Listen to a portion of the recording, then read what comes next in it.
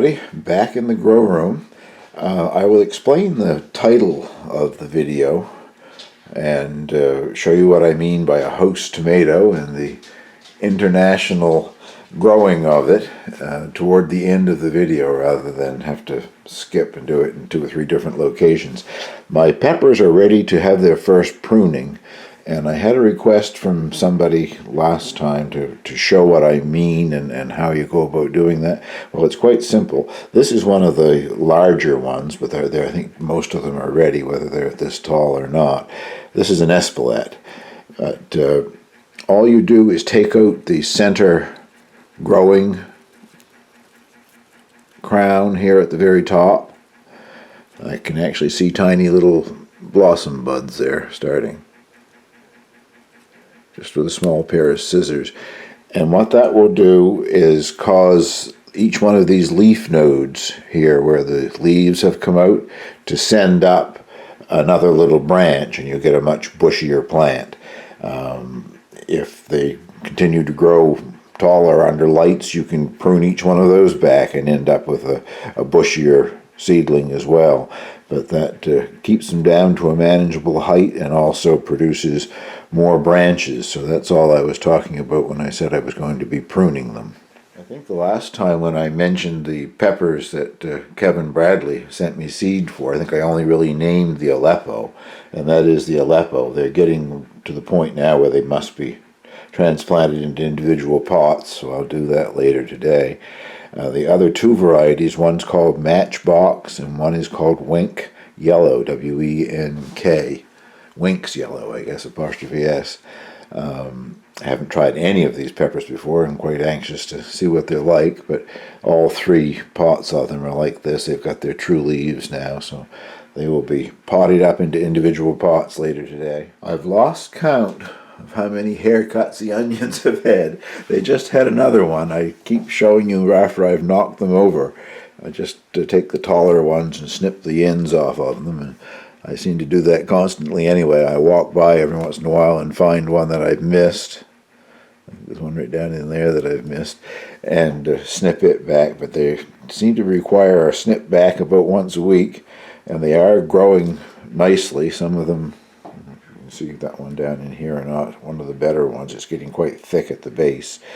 And this cutting them back seems to make them stand up better as well. Of course, the weight of the tall leaf, or whatever you want to call the onion thing there, causes them to fall over. There's one that I've missed. That's probably grown within a week, that much there. So the onions are still doing well in their sort of hydroponic situation. And shortly after last week's video, where I said I thought the peas were ready to start blooming, I started getting blossoms. There's a lot of blossoms on there now for the size of those tiny little plants anyway. Peas are self-pollinating, so I'm really not too worried about them not producing, because there isn't anything in here to pollinate them. I will sort of ruffle them around a couple of times a day or whatever, but I've grown them several times in the hoop house in early spring, and there's no insects in there, and you get a good set of peas. They self-pollinate quite easily. So that is my Tom Thumb peas in bloom in the house in February. And this, getting around to the main topic of the video here, is a host tomato. Something I had never heard tell of before. If any of you out there have grown them or heard of them before, I'd appreciate you telling me what kind of success you had with them.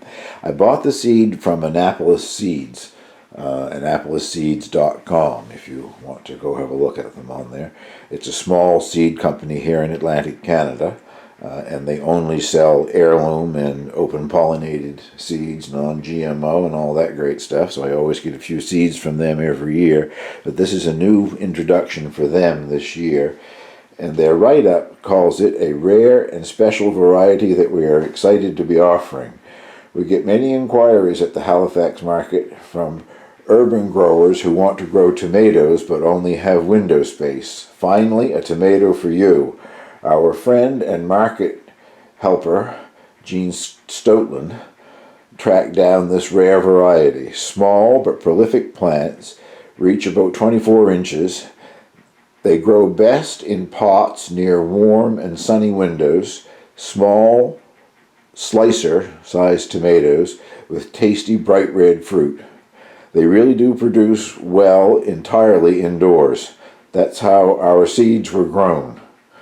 When grown outdoors, they will usually grow larger and more abundant. So some people grow them outdoors in pots and just take them in for the winter, cutting them back for new growth in the spring. The plants can grow for years this way. An heirloom variety originally from Russia and brought to Canada in the 1890s. And I got 15 seeds, 14 I think really. It was supposed to be 15 in the envelope. There was another thing in there that didn't look to me like it would ever do much, so I discarded it. I have shared the seeds. I have sent 5 seeds to Kevin Bradley in Ontario and 5 seeds to Southpaw Davy in Switzerland. And this is not going to be like a competition to see who can grow the first or the biggest or the best or whatever. I have a head start on them. I don't think either of those gardeners have received their seeds yet, and mine are already up and growing. But I thought it would be interesting to see what kind of success we have with them, not to see who gets the first one or the largest one or whatever, but this fascinates me, and I don't know, I guess I'm kind of skeptical really, but a tomato that will grow in the house, something fun to grow here in the winter time, and it's sort of late winter now, so I suppose it'll be into spring or summer before I actually see a tomato off them in the house. At the end of this clip, which is coming up pretty soon now, there will be these things that they call end screens pop up. Those little squares that have a link to another video or a please subscribe thing in them. I've just recently started using them. Well, there will be 2 end screens pop up there, one for Kevin and one for Dave. And all you have to do is click on those, and that will take you to their channel.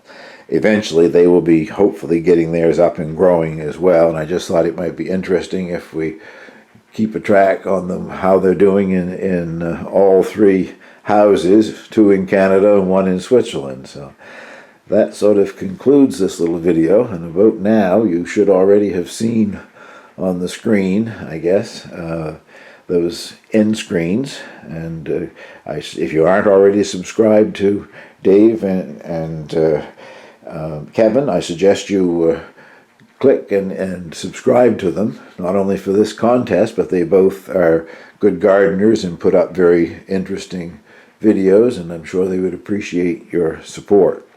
Well, thank you very much for watching, and that concludes this little video.